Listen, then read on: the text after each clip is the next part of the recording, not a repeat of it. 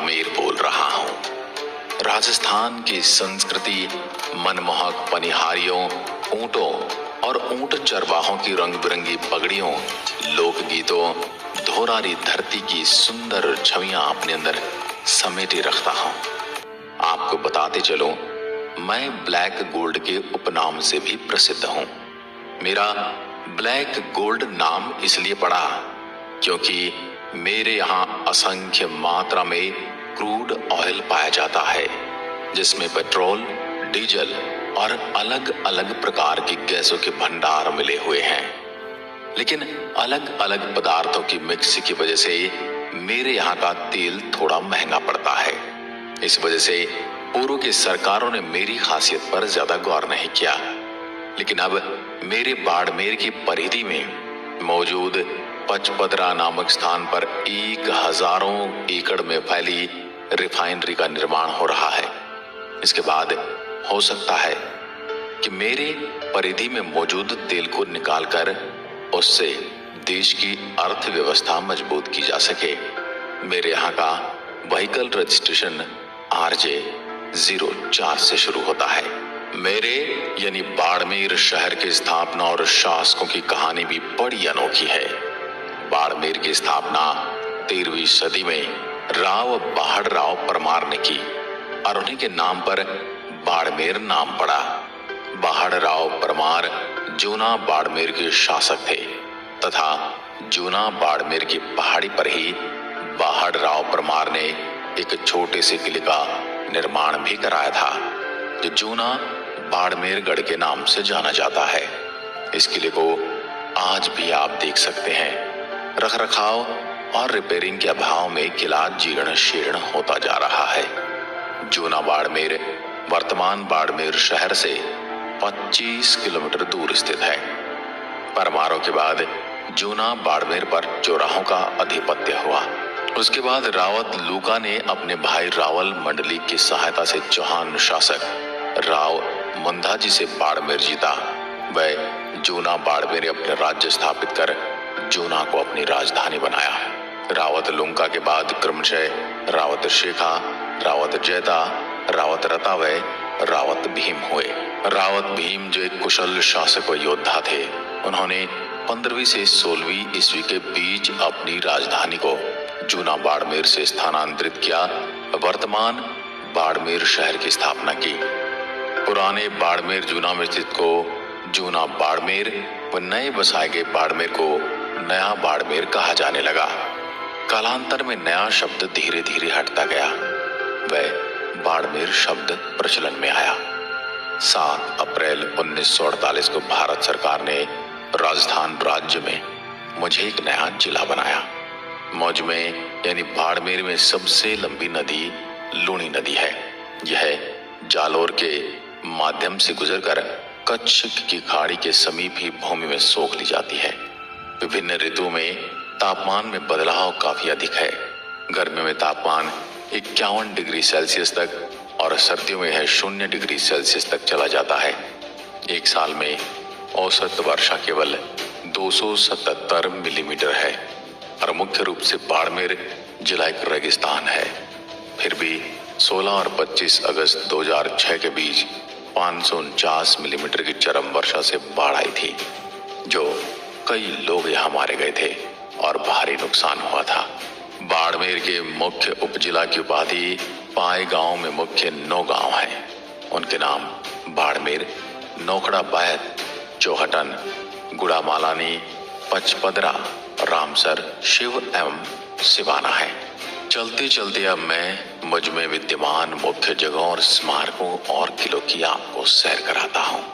सबसे पहले मैं आपको लेकर चलता हूँ ब्रह्मा जी के मंदिर, जो आसोतरा में मौजूद है। सृष्टि के रचयिता ब्रह्मा जी को हिंदुओं के भगवान हैं। इनके 2 रूप हैं, विष्णु और महेश। ये ब्रह्मा जी के अवतार हैं। ब्रह्मा जी का एक मंदिर पुष्कर राजस्थान में स्थित है और दूसरा मंदिर यहाँ है, जो पीले सुनहरे पत्थरों से बना है, जो विशेष रूप से जैसलमेर के पत्थरों से बनाया गया है। इस मंदिर का विश्राम गृह जोधपुरी पत्थर यानी चित पत्थर से बनाया गया है। मंदिर में ब्रह्मा जी की मूर्ति स्थापित है जो संगमरमर की बनाई गई है। इस मंदिर की स्थापना 20 अप्रैल 1961 में शुरू हुई थी। यहाँ हर दिन 200 किलोग्राम तक की अनाज पक्षियों को खिलाए जाते हैं। ये भारत का पहला ऐसा ब्रह्मा जी का मंदिर है जिसमें ब्रह्मा जी के साथ माता सावित्री विराजमान है। इस मंदिर का निर्माण राजपुरोहित जागीरदार समाज के कुलगुरु श्री श्री 1008 श्री खेताराम जी महाराज ने करवाया गया था। इसलिए इस पवित्र मंदिर को राजपुरोहित समाज की राजधानी भी कहा जाता है। बाटाडो का कुआं। संगमरमर से निर्मित यह कुआं बायतू तहसील के बाटाडो कस्बे में बना है। कलात्मकता एवं धार्मिक आस्था का केंद्र यह कुआं ऐतिहासिक धरोहर के रूप में जाना जाता है। राजस्थान के इतिहास में इस कुएं को जल महल के नाम से भी जाना जाता है। रियासतकालीन यह कुआं जो बीते कई दशकों से बाटाडू एवं मेरे आसपास के गांवों के लिए पीने के पानी का महत्वपूर्ण स्रोत रहा है। हालांकि अभी वहां पर केयर्ड कंपनी द्वारा पानी को आरओ फिल्टर्ड करके वाटर एटीएम के जरिए भी उपलब्ध करवाया जा रहा है, लेकिन फिर भी इस कुएं का महत्व कम नहीं हुआ। बाटाडू मुख्यालय पर स्थित यह कुआं 60 फीट लंबा, 35 फीट चौड़ा, 6 फीट ऊंचा व 80 फीट गहरा है। कुएं की उत्तर दिशा में एक बड़ा कुंड बना है जिसकी गहराई 5 फीट है। इस कुंड के बीच में एक मकराना निर्मित पत्थर के स्टैंड के ऊपर बड़े आकार में संगमरमर की गरुड़ प्रतिमा बनी है, जिस पर भगवान विष्णु पत्नी लक्ष्मी जी के साथ विराजमान है, जो कुएं का मुख्य आकर्षक है। इस कुएं पर जाने के लिए एक मुख्य द्वार तथा एक निकासी द्वार है। इन दोनों द्वारों पर ऐसी 2 प्रतिमाएं लगी हैं। इसके चारों ओर श्लोक के साथ ही कई राजा महाराजाओं और देवी देवताओं की कला का वर्णन किया गया है। इसके बारे में यहाँ संस्कृति में उत्तीर्ण श्लोकों में गाय की महिमा का वर्णन किया है। सन 1947 के काल में मारवाड़ क्षेत्र में भयंकर अकाल पड़ा। उस दौरान यहाँ के लोग रोजी रोटी की तलाश में बाहर जाने के लिए मजबूर हुए और दूर दूर तक कहीं पीने का पानी उपलब्ध नहीं था। ऐसी स्थिति को देखते हुए क्षणधरी रावल गुलाब सिंह ने इस कुएं का निर्माण करवाया था। अब चलते हैं जसोल।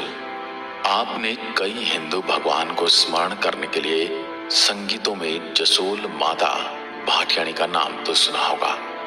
और मेरी ही परिधि में विद्यमान है।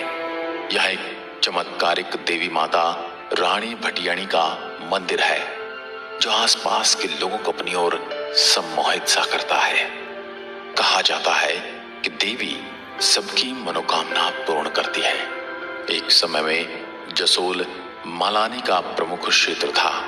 रावल मल्लीनाथ के नाम पर परगने का नाम मालानी पड़ा। इस प्राचीन गांव का नाम राठौड़ उपवंश के वंशजों के नाम पर पड़ा। यहाँ पर स्थित जैन मंदिर और हिंदू मंदिर जसोल के मुख्य आकर्षण है। अब मैं आपको वैर माता मंदिर दर्शन के लिए ले चलता हूँ। वैर माता मंदिर ये पहाड़ी के पीछे स्थित हिंदू मंदिर है जो मुख्य चौहटन शहर में है। शहर और मंदिर के बीच की दूरी 4 किलोमीटर है। इस मंदिर के पास 100 मीटर से अधिक ऊंचे रेत के टीले हैं। अब चलते हैं खेमा बाबा मंदिर बायतू, एक प्रसिद्ध धार्मिक स्थल जो बायतू तहसील में पड़ता है, जो खेमा बाबा के नाम से प्रसिद्ध है। यहाँ पर जाट तथा अन्य जातियां धूप लगाने आती हैं तथा आराधना करती हैं। यहाँ पर सर्प दंश से पीड़ित व्यक्ति को लाने से लाभ मिलता है। यहाँ पर मेला लगता है। इसमें हजारों की संख्या में भक्तगण आते हैं। अब चलते हैं बोथिया गांव। ये जैसलमेर रोड पर बसा हुआ एक गांव है जहाँ पर राजपुरोहित जाति का निवास, जिनकी जनजाति भी बोइतिया है। यहाँ पर एशिया की सबसे बड़ी ओपन माइन है। यहाँ तेल के बड़े कुएं भी हैं जो गुजरात जामनगर से जुड़ते हैं। साल 2008 के बाद बाड़मेर के लोगों को आय स्रोत तेल उद्योग है। यहाँ तेल के कई बड़े बड़े उद्योगपति हैं जो बाड़मेर में समाज सेवी का ऊंचा दर्जा रखते हैं। इनमें शामिल हैं तन सिंह चौहान, उद्योगपति और समाज सेवी। राम सिंह बोथिया, उद्योगपति एवं समाजपति, जो मेरे यहाँ के सरपंच हैं। अब चलते हैं खेड़। मेरे यहाँ के राठौड़ वंश के संस्थापक राव सिंह और उनके पुत्र ने खेड़ को गोहिल राजपूतों से जीता और यहाँ राठौड़ों का गढ़ बनाया। रणछोड़जी का विष्णु मंदिर यहाँ एक प्रमुख आकर्षण है। मंदिर के चारों ओर दीवारें बनी हैं और द्वार पर गरुड़ की प्रतिमाएं लगी हैं। इसे देखकर लगता है मानो कि वे मंदिर की रक्षा कर रहे हों। पास ही ब्रह्म भैरव महादेव और जैन मंदिर भी हैं, जो सैलानियों का मुख्य आकर्षण का केंद्र है। चलते चलते मैं आपको गांव महलू ले चलता हूं। जिला मुख्यालय से 41 किलोमीटर दूर महलू गांव स्थित है, जहां धर्मपुरी जी का मंदिर है तथा यहाँ विशाल मेला भरता है। झनगली यह गांव गढ़ारा रोड तहसील पर पड़ता है। यहाँ पर अधिकतर आबादी चारण जाति, जो देवी पुत्र है, निवास करती है। यहाँ पर शिला माता मंदिर ढाकनिया और श्री देमा लच्छा माता मंदिर व करणी माता देवल माता मंदिर स्थित है। जहाँ एक पवित्र भूमि है, जिसे देवियों की भूमि कहा जाता है। अब मैं लिए चलता हूँ आपको एक रहस्य मंदिर, किराड़ो मंदिर। यह मंदिर और शहर को लेकर कई भूतियां फैक्ट जो आज भी आपको बताने वाला हूँ। ये जगह पिछले 900 साल से वीरान है और आज भी यहाँ पर दिन में कुछ चहल पहल रहती, पर शाम होते जगह वीरान हो जाती है। सूर्यास्त के बाद यहाँ पर कोई भी नहीं रुकता है। राजस्थान के खजुराहो, धोरुगढ़, बाड़मेर में किराड़ू का मंदिर वर्तमान हतमा गांव में जर्जर हालात में उपस्थित है। किराड़ू को राजस्थान का खजुराहो कहा जाता है। दक्षिण भारतीय शैली में बना किराड़ू का मंदिर अपनी स्थापत्य कला के लिए प्रसिद्ध है। मेरे बाड़मेर से 43 किलोमीटर दूर हातमा गांव में मंदिर है। खंडहरनुमा जर्जर से दिखने वाले 5 मंदिरों की श्रृंखला की कलात्मक बनावट देखने वालों को मोहित कर लेती है। कहा जाता है कि 1161 ईस्वी तक इस स्थान का नाम किराटकुप था। करीब 1000 ईस्वी में यहाँ पर 5 मंदिरों का निर्माण कराया गया। लेकिन मेरे इन मंदिरों का निर्माण किसने कराया, इसके बारे में कोई पुख्ता जानकारी तो नहीं है। लेकिन मंदिरों की बनावट शैली देखकर लोग अनुमान लगाते कि इनका निर्माण दक्षिण के गुर्जर प्रतिहार वंश, संगम वंश या फिर गुप्त वंश ने किया है। मंदिरों की इस श्रृंखला में केवल विष्णु मंदिर और शिव मंदिर, सोमेश्वर मंदिर थोड़े ठीक हालात में हैं। बाकी मंदिर खंडहरों में तब्दील हो चुके हैं। श्रृंखला में सबसे बड़ा मंदिर शिव को समर्पित नजर आता है। खंभों के सहारे निर्मित ये मंदिर भीतर से दक्षिण के मीनाक्षी मंदिर की याद दिलाते हैं। तो इसका बाहरी आवरण खजुराहो का रंग लिए है। काले व नीले पत्थरों व हाथी घोड़े व आकृतियों की नक्काशी मंदिर की कलात्मक भव्यता को दर्शाती है। श्रृंखला का दूसरा मंदिर पहले के आकार में छोटा है, लेकिन यहाँ शिव एवं विष्णु की प्रधानता है, जो स्थापत्य और कलात्मक दृष्टि से काफी समृद्ध है। शीश मंदिर खंडहर में बदल चुके हैं। मेरे राजस्थान के इतिहासकारों के अनुसार किराड़ू शहर अपने समय में सुख सुविधाओं से युक्त एक विकसित प्रदेश था। दूसरे प्रदेशों के लोग यहाँ पर व्यापार करने आते थे। लेकिन 12वीं शताब्दी में जब किराड़ू पर परमार वंश का राज था, तब मेरा ये शहर अचानक से वीरान होता चला गया। आखिर ऐसा क्यों हुआ, इसकी कोई पुख्ता जानकारी मेरे पास नहीं है, पर यह शहर सूरज ढलने के साथ ही वीरान हो जाता है। कुछ इतिहासकारों का मानना है कि किराड़ू मुगलों के आक्रमण के कारण वीरान हुआ, लेकिन इस प्रदेश में मुगलों का आक्रमण 14वीं शताब्दी में हुआ था और किराड़ू 12वीं शताब्दी में ही वीरान हो गया था। इसलिए इसके वीरान होने के पीछे कई और कारण है। अब आता हूँ सीधा का सीधा नाकोड़ा जैन मंदिर। मंदिर से प्रख्यात इस मंदिर के द्वार पर 2 हाथियों का झुंड मानो आपका स्वागत करने के लिए आतुर खड़ा हो। विशाल जैन मंदिरों की कई मूर्तियों के दर्शन कर सकते हैं। अगर आप नाकोड़ा जैन मंदिर जाएं, तो वहां पर स्थित भोजनालय में शुद्ध और सात्विक भोजन अवश्य करें। वहां का भोजन आपको इतना अच्छा लगेगा कि आपको अपनी नानी दादी यानी घर की याद आ जाएगी। अब चलते हैं पचपदरा में मौजूद मां सांबरा आशापुर मंदिर साल्ट। जिस प्रकार मां के नाम में ही साल्ट लिखा है, पचपदरा में मेरे यहाँ के खरवाल जाति के लोगों के लिए ऐसा मानना है कि एक समय यहाँ वीरान मरुधर में कमाई के अभाव में खारवाल समाज के लोग परेशानी से अपनी जिंदगी गुजर बसर कर रहे थे। वहीं पास में एक खारवाल समाज के ऋषि सोए हुए थे। उनके स्वप्न में देवी आशापुरा के दर्शन हुए और उनको देवी ने एक जगह बताई और खुदाई करके देवी की मूर्तियां निकालने के लिए कहा गया और साथ में ये भी कहा गया कि मेरी स्थापना करने के बाद इस खारवा समाज का कोई भी इंसान इस रेतीली जमीन पर गड्ढा खोद के बारिश के पानी को इकट्ठा करेगा, उसमें नमक पैदा होने लग जाएगा। तब से लेकर आज तक खारवाल समाज का पैतृक काम नमक बनाने वाला हो गया है। अभी कुछ वर्षों पहले तक मेरे यहाँ खारवाल समाज सिर्फ और सिर्फ यही नमक बनाने के एकमात्र व्यवसाय को अपनी प्रमुख आय का स्रोत बनाए हुए हैं। सभी खारोल और खारवाल समाज के लोग आशापुरा या शाकंभरी माता को पूजते हैं और अपनी कुलदेवी मानते हैं। खारोल खरवाल समाज मुख्य रूप से मेरे मारवाड़ सहित भीलवाड़ा, उदयपुर, चित्तौड़गढ़ में मौजूद हैं और इसके अलावा मध्य प्रदेश के कई जिलों में बिखरे हुए मिल जाएंगे। लेकिन जहां पर नमक की बड़ी बड़ी खदानें थी, उस जगह को सरकार ने अपने कब्जे में ले लिया, क्योंकि वहां पर भारत की सबसे बड़ी रिफाइनरी का निर्माण हो रहा है। मेरे यहाँ के लोगों में खुशी की लहर तो है, क्षेत्र में रोजगार का सर्किल बढ़ेगा, लेकिन उनकी सरकार से मांग है कि जिस जिसकी भी जमीन रिफाइनरी में गई, उनके परिवार के सदस्य को रिफाइनरी में नौकरी दी जाए। देखा जाए तो ये मांग गलत भी नहीं है।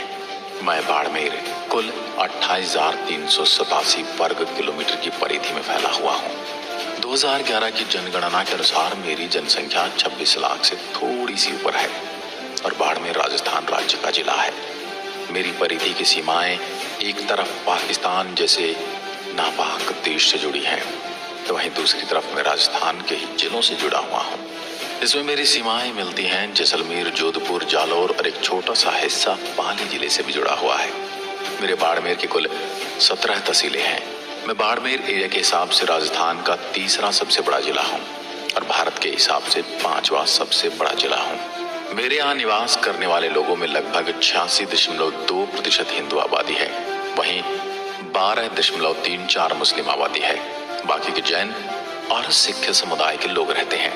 उत्तर लाई में स्थित भारत का पहला अंडरग्राउंड एयरबेस भी मुझ में ही विद्यमान है। मेरे यहाँ बोली जाने वाली भाषाओं में सबसे ज्यादा मारवाड़ी और राजस्थानी बोली जाती है, उसके बाद हिंदी और कुछ गाँव में सिंधी भी बोली जाती है। आपको बता दूं कि मेरे यहाँ रहने वाली जनता ने तो इस गर्मी को सहन करने की शक्ति विकसित कर ली है, परंतु यदि आप बाहर से आ रहे हैं तो गर्मी के दिनों की लू से आप बच नहीं सकते। दूर दूर फैली टीलों से दिन की भरी दोपहर में निकलने वाली तपती गर्मी का एहसास। अगर आप अपने निजी वाहन से बाड़मेर घूमने आ रहे हैं तो गर्मी के दिन जैसे ही आप अपने एयर कंडीशन वाहन से बाहर का दरवाजा खोलेंगे तो तपती धरती और रेतीले पहाड़ों से जो गर्म हवाएं आपको घेरेंगी, उससे आप सहम सकते हो। पानी की किल्लत से भरा मेरा मरुधर प्रांत आज भी अपनी जीवन शैली अपने तरीके से जी रहा है। गर्मी के दिनों में पानी की किल्लत से मेरे यहाँ रहने वाले पशु पक्षियों का रहना सबसे ज्यादा मुश्किल हो जाता है। बाड़मेर में ऐसे कई गांव हैं जहां छोटे छोटे तालाबों में टैंकरों से पानी भरा जाता है ताकि नाम मात्र में बचे वन्य जीवों का संरक्षण किया जा सके। छोटे छोटे गांवों और कस्बों में सरकारी नलों और पानी के अभाव में यहाँ की जनता ने अपने घरों में पानी के बड़े बड़े टैंकों का निर्माण किया है। जब भी बारिश आती है, बारिश में बहने वाले पानी को इकट्ठा कर टंकियों में भर लिया जाता है और उस पानी को पूरे साल बूंद बूंद कर खर्च किया जाता है। अगर आप बाड़मेर की यात्रा के लिए निकलोगे तो आपको ऊंटों और भेड़ों का जमघट नजर आएगा। ऊंट से कई बार आपने पानी लाते और ले जाते हुए देखा होगा। आपने कई बार घरेलू महिलाओं को अपने सर पर पानी के घड़ों की लाइन देखी होगी। ये भी मेरे यहाँ पानी की कमी होने के कारण ही उठाना पड़ता है। कई जगहों पर कई कई किलोमीटर दूर से महिलाएं और पुरुष अपने सर पर घड़ों की सहायता से पानी लेकर आते हैं। बूंद बूंद की कीमत जाने मारो मरुधर देश। मैं आज भी गर्मी के दिनों में पानी के लिए तरस जाता। अब धीरे धीरे सरकारों ने पानी का इंतजाम शुरू किया है, फिर भी ये सब कोशिशें नाकाफी साबित हो रही हैं। मैं अपनी परिधि में रहन सहन करने वाले पशु पक्षियों को देखकर तड़प सा जाता हूँ, क्योंकि पानी के अभाव में उनकी हालत दयनीय है। मेरे प्यारे भाइयों और बहनों, यदि आप भी मेरी इस धुरारी धरती बाड़मेर घूमने आ रहे हो तो मेरे द्वारा बताई गई इन जगहों पर जरूर जाना। मेरे यहाँ पहुंचने के लिए आप ट्रेन, बस या हवाई जहाज की सहायता ले सकते हैं। मेरे यहाँ की उड़ानें अभी शुरू नहीं हुई हैं और आपको जोधपुर होकर आना होगा। मैं बाड़मेर एक बार फिर आपका स्वागत करने के लिए तैयार हूँ, आपका अभिनंदन करता हूँ। पधारो हमारे देश। जय हिंद, जय भारत।